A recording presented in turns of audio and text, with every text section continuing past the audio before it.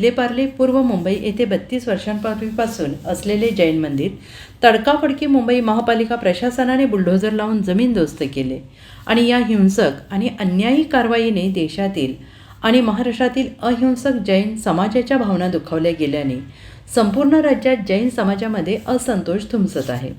मंदिर पाडताच सांगलीतील जैन समाजाचा असंतोष उफाळून आला आहे.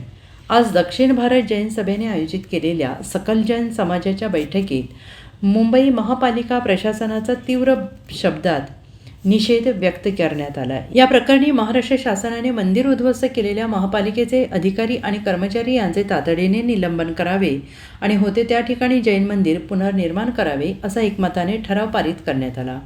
जैन मंदिर पाडण्याच्या घटनेच्या निषेधार्थ गुरुवार दिनांक 24 एप्रिल 2025 रोजी सांगली कलेक्टर ऑफिसवर भव्य असा जैन समाजाचा आक्रोश मोर्चा काढण्याचे ठरले.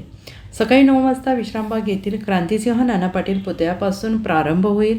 कलेक्टर ऑफिससमोर मोर्चाचं सभेत रूपांतर होऊन माननीय जिल्हाधिकारी सांगली यांना निवेदन देण्याचं ठरलं.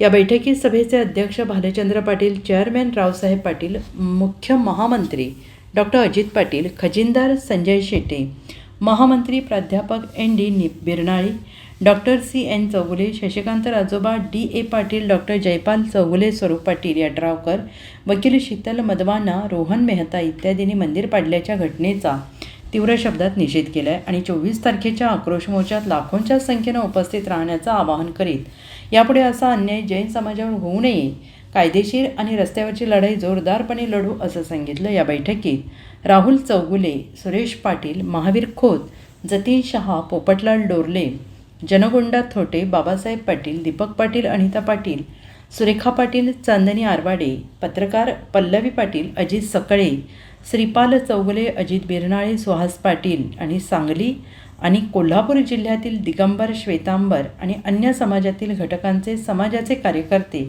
श्रावक आणि श्राविका मोठ्या संख्येनं उपस्थित होते.